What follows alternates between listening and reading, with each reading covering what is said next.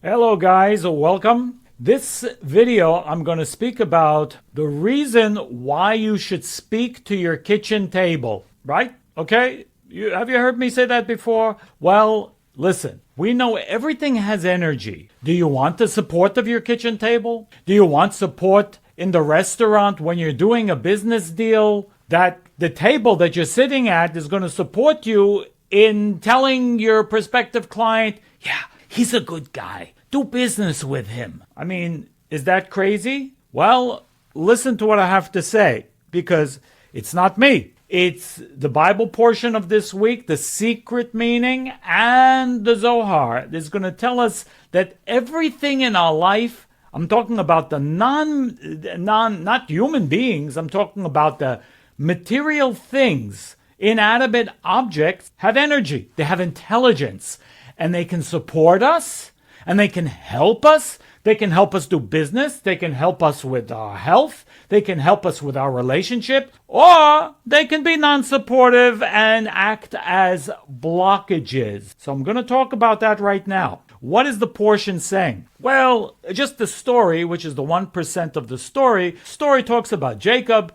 He left his place called Haran. Now, Haran in Hebrew literally means anger. He left a place of anger, and he went to a place which was Beersheba, and he was on his way to another place. Doesn't say right now where he was going, but, and there's a famous story here, he rests, he arranges some stones, he puts his head down, and he goes to sleep. And then he sleeps and he has a vision of angels going up and down a ladder. Jacob's ladder. Very famous idea.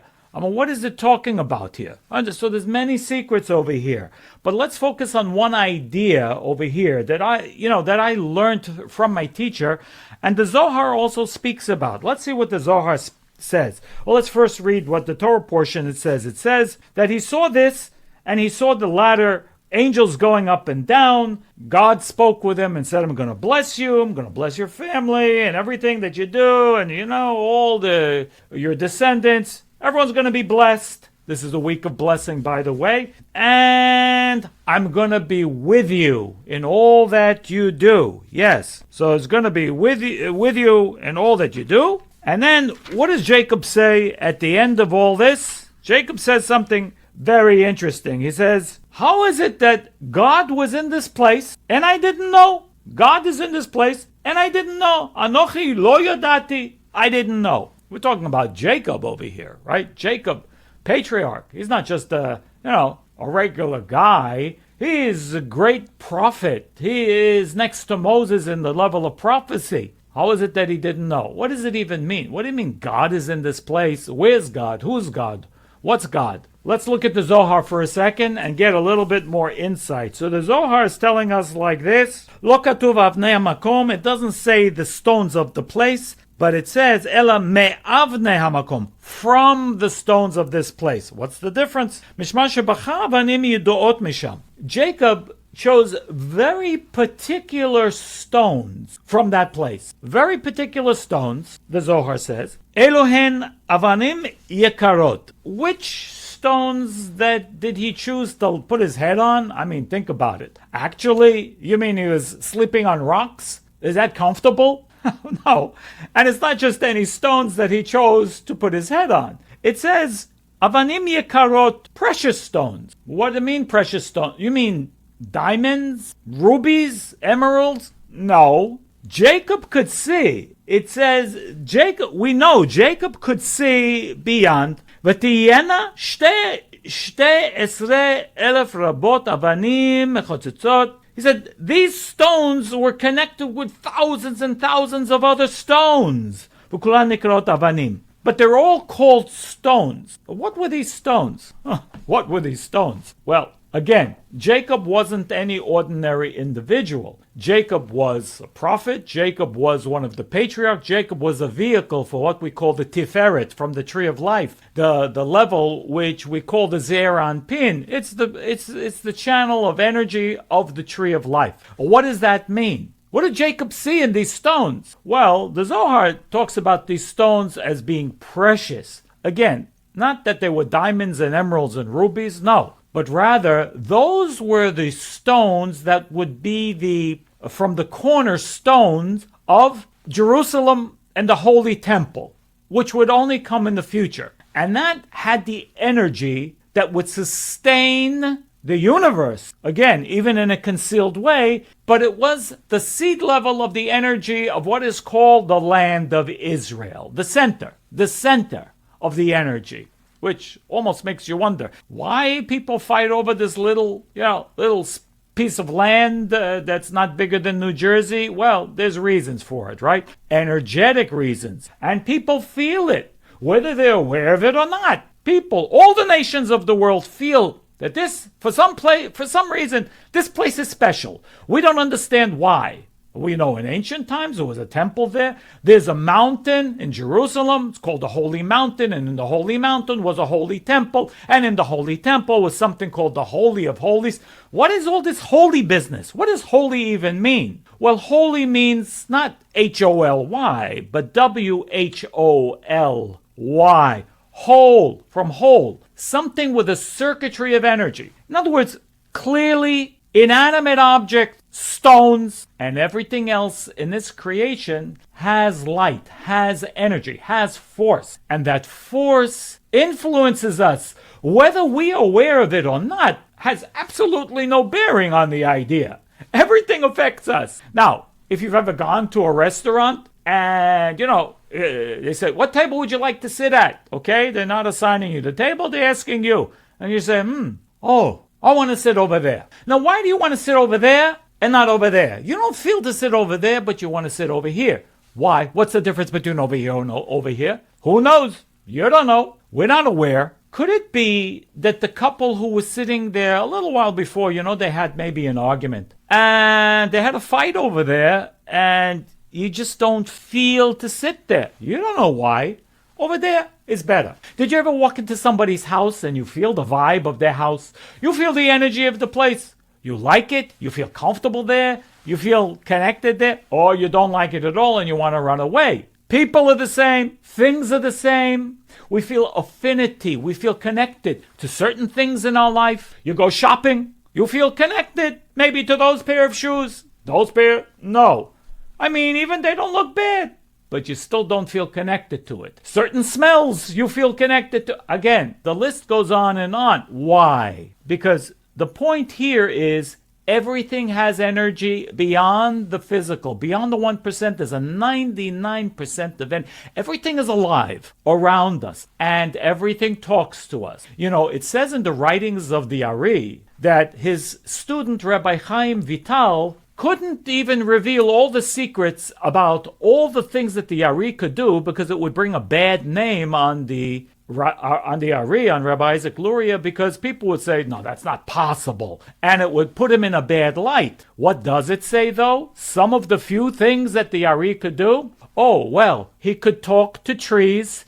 He could talk to animals. He could talk to inanimate. He could talk to the flame of candles. He could talk to any soul that he wanted, a person living or dead. He could call their soul over, have a conversation with them, send them back. He could see all people standing on their monuments, meaning people who have passed from this world, and he could talk to them. He could learn secrets from them, from the world beyond. Many things. Okay, many things. So clearly, energy is way beyond whatever we see with our five senses, which are quite limited. Now, why am I telling you all this? No, for the very simple reason that we need to understand that everything in our life has a purpose. Everything. It's not only there because it's there, it has a purpose. Now, I'm talking about everything. All the clothes that you bought, all the things that you own materially, everything has a purpose. What is the purpose overall in the big picture?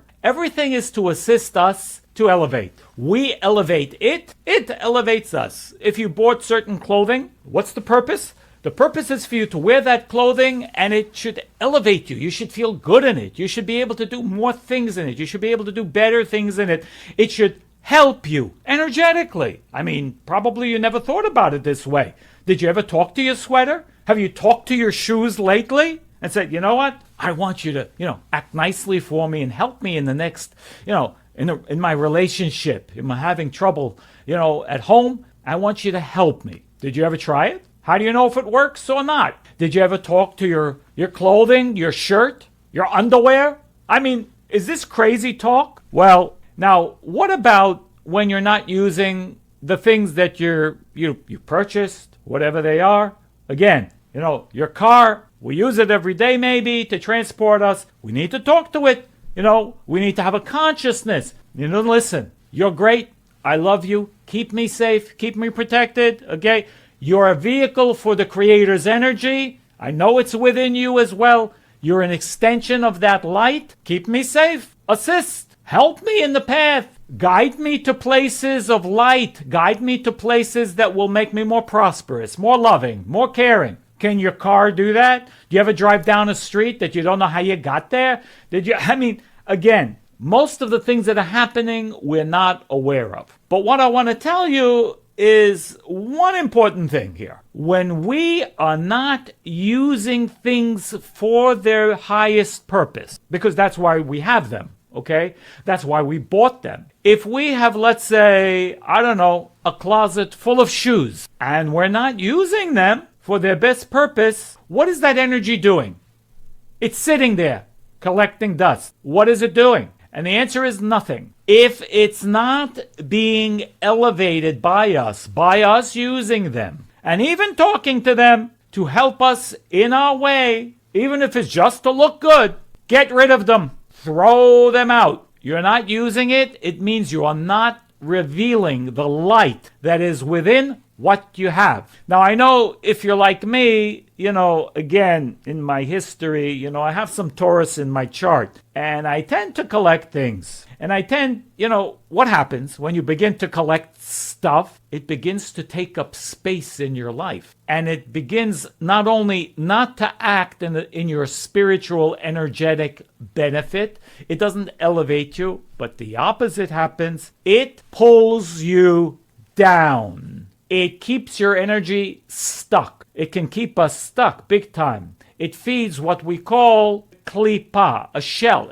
a covering that disconnects us from the energy that we want. It disconnects us maybe from more insight. It disconnects us from, meeting the right people, the right place at the right time. Why? Because we're not fresh. We don't have that renewable energy within us because our energy is trapped in the stuff that we're not using. Again, if we are not elevating it, if we're not elevating it by using it for its, in the best way, then it will bring us down. Now, I know this doesn't sound maybe like much, but it's huge. Because again, especially if we have a lot of stuff, if we have awareness that again, everything is alive, everything has energy, everything has consciousness, everything has atoms. It has the consciousness. And especially if we enjoyed it once, but we don't enjoy it anymore, and it's just sitting there, it can be feeding negativity and blockages. So, how do we elevate it? Well, one of two ways. Or it needs to be recycled to, it's kind of the reincarnation of our stuff. And how does that happen? Well, material things, you throw them out, if you can throw them out, if it's, applicable, and then it's recycled into something new. That's one way. The other way is to give them away. Give it away to someone who can use it and benefit, and they will elevate it. Well, what are the benefits? Number one, you release yourself. It's a release. It might be difficult. No, but it's sentimental. It's this, it's that. Yeah, it's all good, but it's trapping you. Promise. It's trapping you. It's holding you hostage. Don't be a hostage to your stuff. Get rid of it. Let go. Again, two things.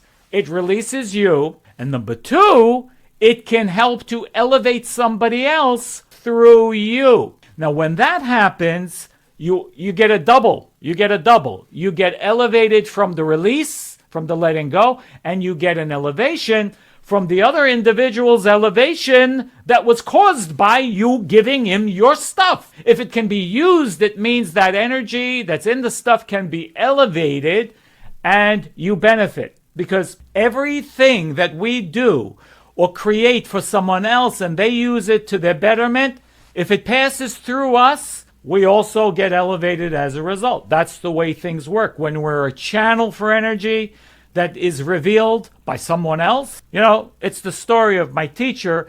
My teacher says always the story that his first Kabbalah lesson was what? He was invited to Israel by his Kabbalah teacher to pack books. And he didn't understand. Why did you need me to pack books? I want to learn Kabbalah with you. And his teacher told him, no, you don't understand. Every book that you pack, everyone who gives of their energy towards, and this goes for money, this goes for energy, this goes for volunteering, or physical labor, when we volunteer for something, the packing of the books, he said, will everyone who benefits from reading these books, whatever elevation they get because you pack the books, needs to pass through you, and you will also get a spark of that elevation. It will help you too. So it's one of the kind of subtle levels of learning, and this the same idea. When you pass your stuff and let it go, other people can benefit from it. That also helps us and releases us to be free, more free people, and to have more elevation in our own life. That's what I got for you. Be blessed, guys. And remember, subscribe, share, bell icon, and so on. And I'll see you very soon in the next video. All the best.